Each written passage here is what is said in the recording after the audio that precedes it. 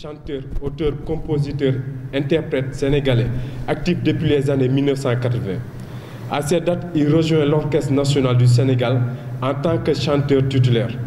Un beau parcours avec l'Orchestre national du Sénégal où il a eu à accompagner et partager la scène avec de nombreuses stars de la musique sénégalaise telles que Youssou Ndour, Baba Maal, Ismaël Lô, Viviane Chidid, Acha Wele, Titi, Moussa Ngom, Didier Awadi, Mahawa Kouyaté, Bala Sidibé, Maguette John, Simon Sen, Pape Fall, African Salsa et divers artistes internationaux en tournée au Sénégal ou dans le cadre de projets artistiques. Madou Dibango, Ari Belafonte, Tchala Moana, Nayanka Bel, Monko Love, le groupe Kassaf, Aïcha Kone, Abeti Maseki, Chimit et Tardien,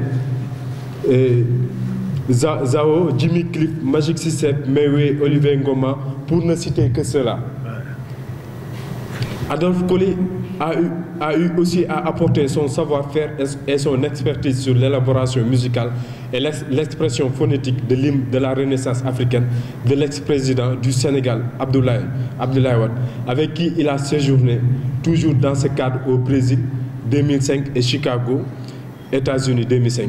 Il est également professeur de chant et de vocalisme, jadis indétrônable dans le paysage musical sénégalais, car l'homme de son savoir-faire a plané sur presque toutes les voix aux productions musicales sénégalaises. Aïda Samb, Abdou Guité Seck, Marema, Pape Birahim, Koumbi Sora Chadia, Tabou Diop, Momo Diouf, Ilam, etc. Donc rien que ça, je pense qu'il mérite des applaudissements.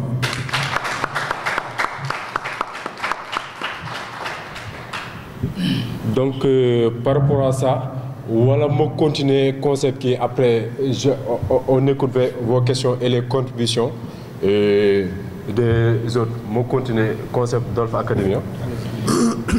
D'accord. Kër Adolphe Institut sera un hub d'apprentissage inclusif des arts et cultures, vise à être ouvert à tous les jeunes, sans distinction de genre, de classe sociale ou d'origine ethnique. L'école proposera des formations dans les domaines des arts, mais surtout dans la musique telle que le vocalisme, la composition en piano et guitare, les techniques de composition en mao et prise de voix en studio, l'administration de projets culturels, la direction artistique et de production, etc. Ces formations seront dispensées par des enseignants qualifiés et expérimentés offrant des cours et des ateliers variés dans les domaines. La maison existante avec 4 salles servira de point de départ avec des plans d'expansion à mesure que l'école souhaitera développer. La musique sénégalaise depuis toujours tient une place importante dans le secteur des arts et culture, surtout sur le quotidien de sa population. Elle est d'ailleurs exportée et reconnue à travers le monde. Les grands noms de la musique du pays de la Teranga l'ont valorisée dans une optique de reconnaissance du Sénégal et de l'Afrique en général. Les emblématiques figures et groupes qui ont ouvert la porte et porté haut le drapeau de la musique sénégalaise des années 1970 comme Sunjulu Sissoko, le roi de la Kora Abdoulaye Ndiaye, Tchosan, Orchestre Baobab Star Band, Ukas Band, Idissa Diop, Laba Socé, Touré Kunda, etc.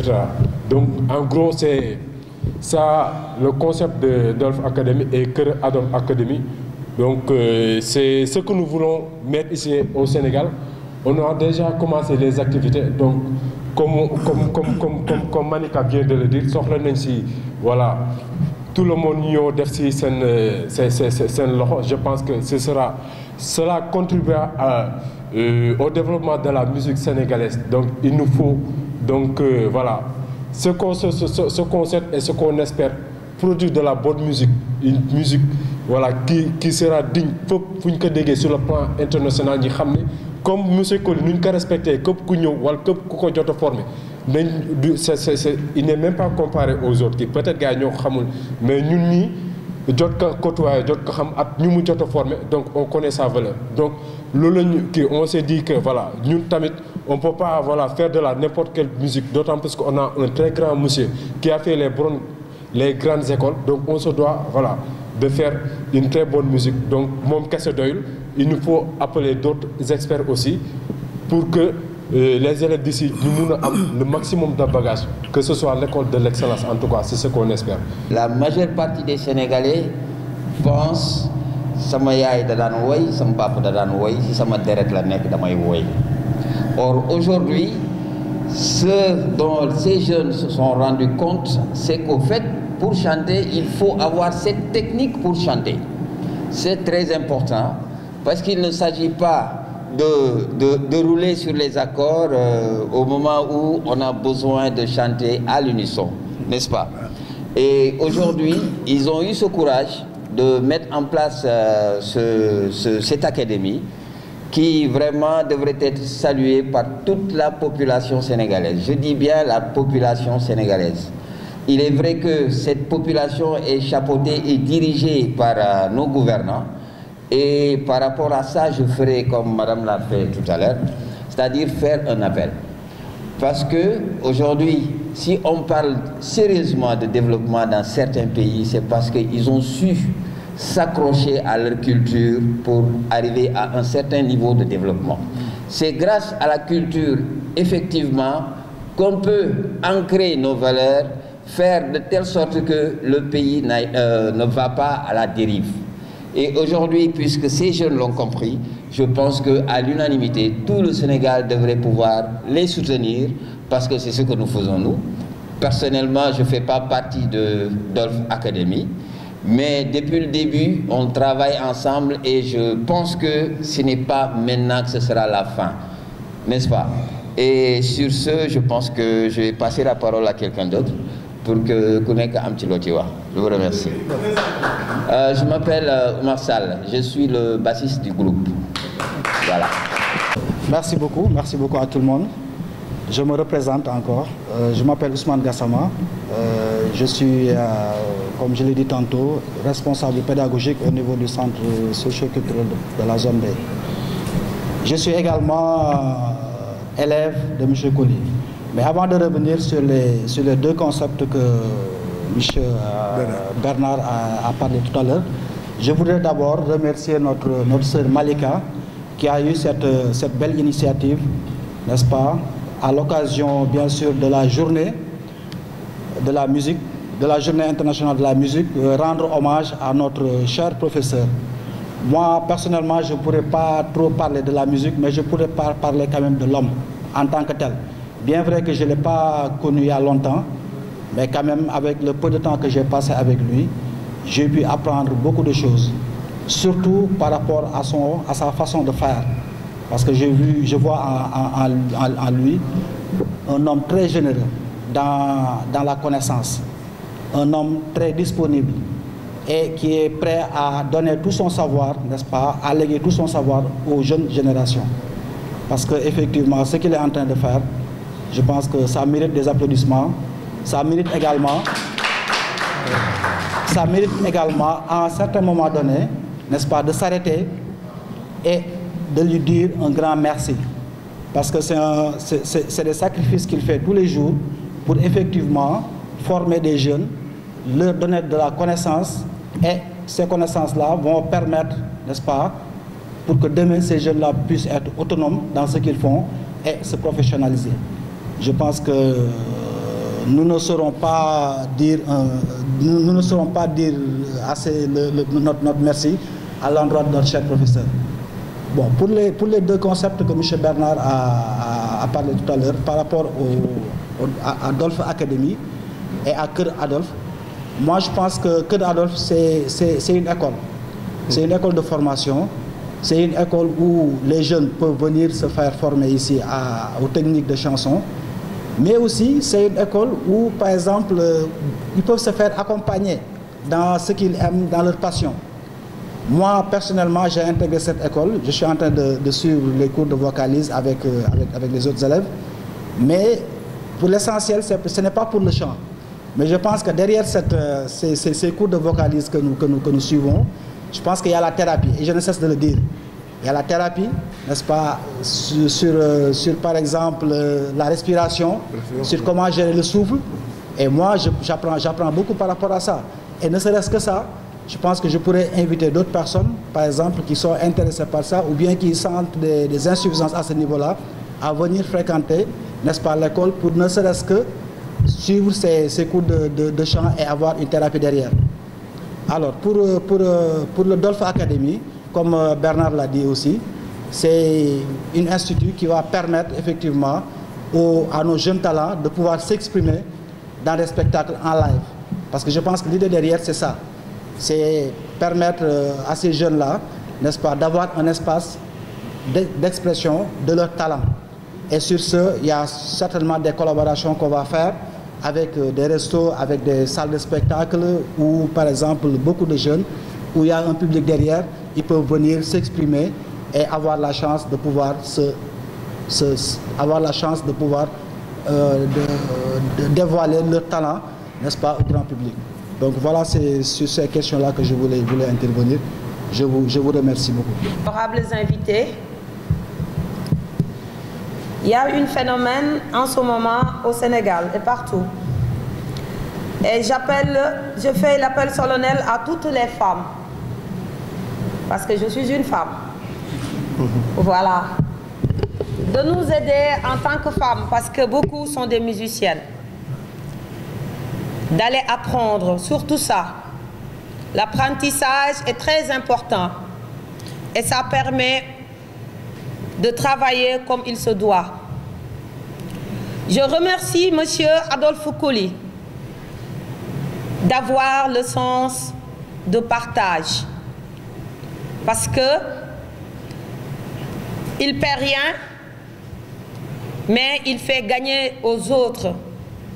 Mënoon na wax ni man mën naa li may mën ba pare su ma neexee ma toog waaye defu ko dafa ne man sénégalais laa damay dimbali bépp doomu sénégalais ndax moom heure bi bu ko neexee mu dem toog këram liggéey na lu muy war a liggéey yépp di leen wax ne ngeen gën ko bàyyil xel yéen jigéen yi bëgg a defaat beneen toogaay ndax bu toogaay boo xam ne dinañ ci gën a waxtaan ci wàllu musique bi ndax woykat yi bëri nañu am na yu bari yoo xam ne mi ngi xew ci musique bi comme li ma jot a wax léegi yu ci bari ci fànn gu nekk di leen wax ne ñu am ay jotaay yu bare ma koy ñaan képp ku nekk ci aar bi ñu mën a toog ñi nga xam ne ñooy seeni kilifa ma cité leen ci sànq di leen wax ne bëgg nañu toog def ay jotaay yu bare ak yéen jàkkaarloo ak ñi nga xam ne ñooy taskatu xibaar yi di jaajëfal monsieur Coly di ko wax ne esamaay yow rek yaa mën lii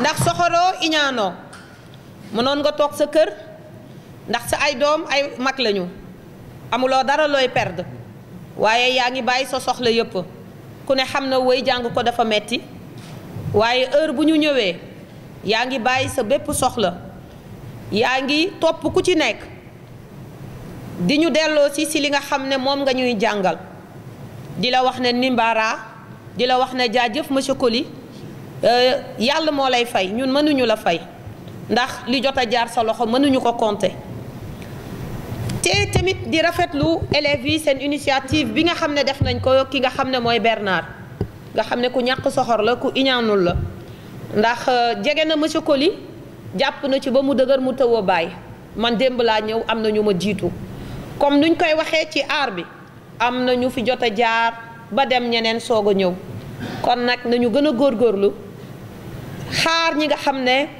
ñoom ñi nga xam ne lancé nañu man lancé naa ko ndax jigéen ñi man jigéen laa ma bokk ci ay groupement jigéen di remercier ñi nga xam ne ñoo nekk Rafek di remercier Thiané mi nga xam ne moo fi teew tey di rafetlu taxawaayam di remercier organe de presse yi yëpp yi nga xam ne ñëw nañu am na ñoo xam ne ñëw nañu woo nañ ma sama téléphone bi dañ ma doon defal interview ñu delluwaat di rafetlu lépp lu nga xam ne rek nit dox na ko ñëw fii di leen ñaanal yàlla te di ñaanal monsieur Coly yàlla bàyyi ko fi ba ci kanam ndax ku soxorul moom dañ lay ñaanal nga des fi ba ci kanam te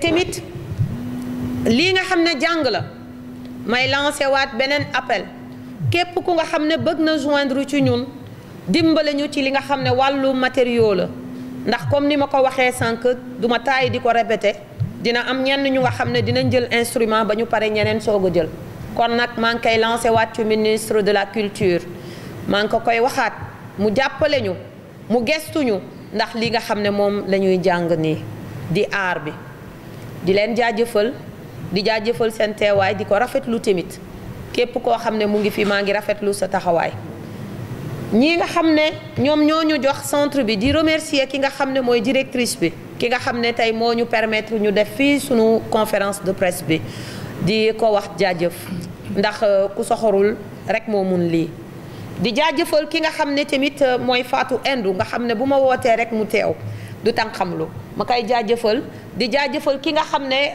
moom mooy gas ak ñi nga xam ne ñoom ñoo fi nekk ak sunu bassiste bi nga xam ne moom lu mu joué rek nga xam ne lii moom ci loxoom la jaar ma leen di jaajëfal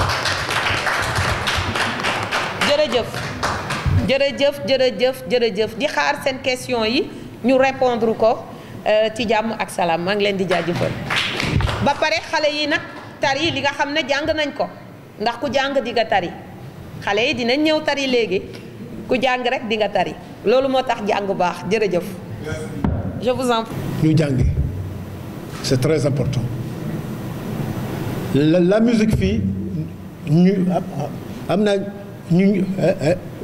ñu ko yàq laisser les gens ñu ñëw jël des techniques de chant c'est très important tous ceux qui chantent actuellement même si vous regardez sur comment ça s'appelle à travers le monde vous verrez tous ceux qui chantent dañu jaar voilà au conservatoire comme man si vous regardez bien comment ça s'appelle l'orchestre Aragon tous ces gens-là ont fait de la musique les Américains aussi c'est la musique mais nous les Sénégalais lu ñuy rey fii mooy un gosse qui est dans un quartier islam ñu commencé ko di càcc il viendra pas ici on lui dira non yow tu chantes bien c'est pas la peine nga ne vous l'avez tué laissez-le même moi qui vous parle comme ça si je faisais comme ça est-ce que heure bi je serais là je serais en train peut-être de cultiver les arachides ou bien mais je me suis dit non il faut que j'aille ma découvrir là j'ai fait 11 ans au conservatoire tous les diplômes sont à la maison le chant c'est le chant classique vous connaissez le chant classique l'opéra c'est ce que moi j'ai tous ces diplômes là je devais partir mais comme ici comme vous connaissez avant la situation ce qui se passait ici donc nous sommes là donc c'est-à-dire que à base du chant classique tu as toutes les techniques de chant Que ce soit du jazz, que ce soit de la salsa, que ce soit du blues, bon, la musique africaine, c'est trop facile. C'est tout simplement que la voix est habituée, elle est stable. Tout ce qui, bon, dans comment ça s'appelle, les soi-disant studios là, les petits studios, hein, ça se passe là-bas, on lui dit non, chante, mais il chante une mesure ou deux mesures, même sous force. Il y en a qui non, attends, on efface. Mais il y a un piège. Bon, demain, qui live, hein, tu chantes faux. Hein? Et tout ce que j'ai entendu, nous gagner cette game, il faut assister leur concert. Hein? Ils chantent tous faux. Bon, ça dit toi tu te demandes, le CD là, est-ce que qui m'a vous, mais c'est pas lui. Hein? Et ça c'est trop vilain. C'est pas bon. Hein? On ne te respectera pas.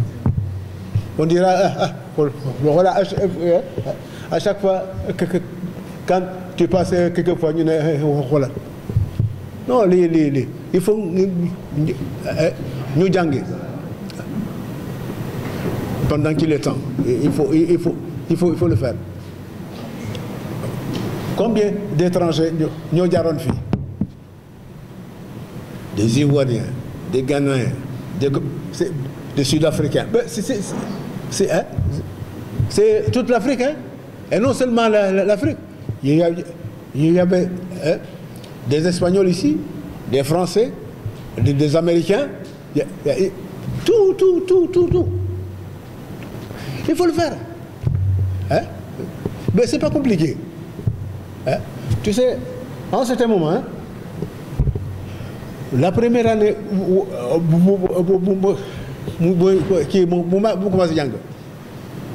c'est vrai que c'était pas facile. Hein? Il y a des gens, à un certain moment, c'est Khalis. Qu'est-ce que je fais? Les renvoyer? Non. Je suis obligé de dire, bon, on va se débrouiller. Hein? Je sors qui ça m'approche. Mais ces gens-là, hein, vous pareil, hein, et on t'oublie. Mais moi, j'ai donné ma partition. C'est parce que peut-être que je devais le faire. Et je l'ai fait. Maintenant, comment ça s'appelle? Le ministère de la Culture, nous avons fait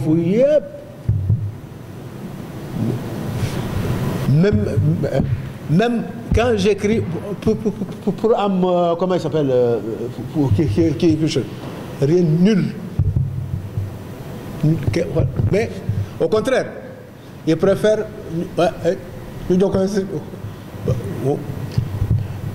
c'est-à-dire que le budget là, on donne ça à d'autres.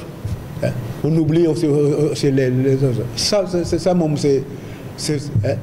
c'est pas bien. Avec tout le travail que je suis en train d'abattre, il faut y mettre l'argent là qui c'est une poche. Mais moi, je me dis ma venue sur terre, c'est peut-être que je dois passer par là. Mais après, quand je partirai, bon, on dira, ah, il y avait... on dira, ah, il y avait quelqu'un qui se tuait ici, ouais, on ne le regarde même pas. On ne le regarde même pas. Ça, vraiment, il faut que le ministère, là, le nouveau ñu def qui syndical quoi. C'est très important ce que je dis là. Et même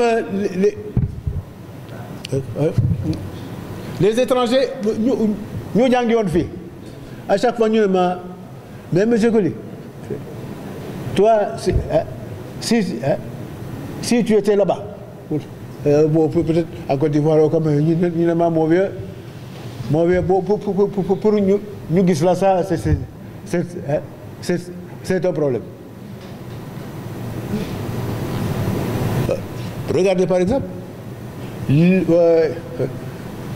comment ça s'appelle, hymne de la Renaissance de comment ça s'appelle Abdoulaye Wade. Combien de chanteurs on a fait venir ici pour ñu woy ko, mais rien. Abdoulaye n'était jamais satisfait, mais jusqu'à ce que Pape Faye, bon, qui vous le connaissez? Ouais. Une fois, il était avec le président. Le président dit mais Pape, est-ce que tu ne peux pas me trouver un chanteur, un Sénégalais peut-être qui pourra me le chanter? Papa, il dit non, j'aime un ami, c'est un professeur de chant. Actuellement, il est en train de donner des cours à l'école à l'école des arts.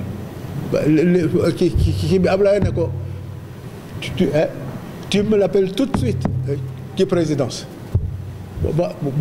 Moi, je finis mon cours pour mon téléphone sonne. Pas fait alors faut nek ma ngi pare sama cours qui est au conservatoire. Pas fait Ablaye, tu prends un taxi tout de suite, tu viens à la présidence.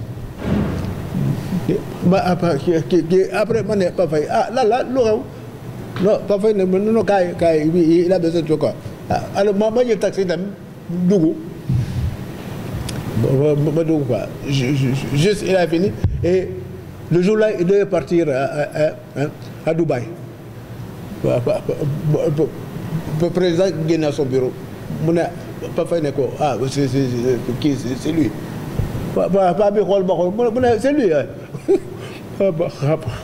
Bon, venez, je vais vous recevoir. Après, nous sommes. Après, c'est lui. C'est lui. Après, qui ne m'a.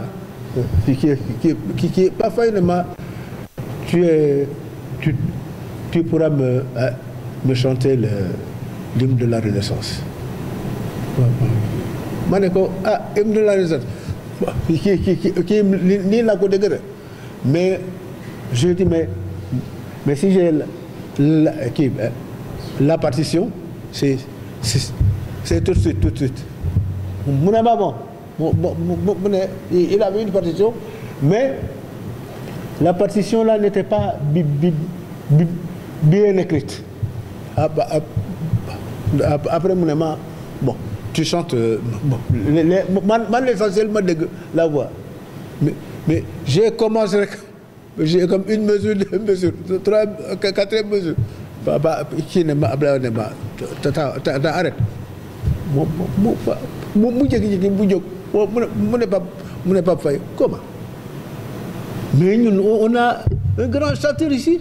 Nous, non, il y a des chanteurs à la Martinique, un français, ils ont amené tellement de chanteurs. À chaque fois, ils payent de l'argent. Mais mesurément, ouais. Bon, c'est mon pas fait. Quel un autre chanteur, mais lui là, il me suffit.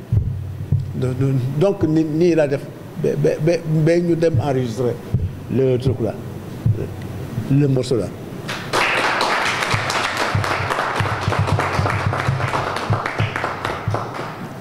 Et même peut-être que vous ne me connaissez pas bien. Oui, c'est vrai. Même mes amis qui sont là, je crois que... voilà. Comment ça s'appelle? La technique là, classique, la technique classique, les vocalises que je vous donne. Les vocalises, ça vous aide à beaucoup de choses. Nous avons asthme, nous avons tout ce qui est respiration. Voilà. La plupart des élèves, ils sont guéris. Hein? Et même les journalistes, ça que je veux dire, c'est très bien pour eux. Hein? C'est très important. Comment ça s'appelle? Lors des élections les françaises, là, Lionel Jospin, il faisait des vocalises. Les vocalises, tu peux chercher 24 heures sur 24. Là, elle est toujours là. La voix est toujours là. Mais filles, les gens, non, fais la nuit. Fais la nuit. Un morceau, deux morceaux, qui m'aide. Donc, je vous en supplie.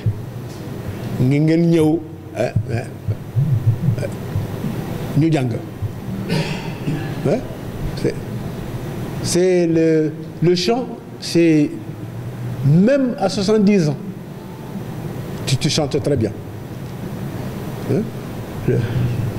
Légui mañan len ngeen góorgóorlu vous avez tout. Pour dire une question. Merci.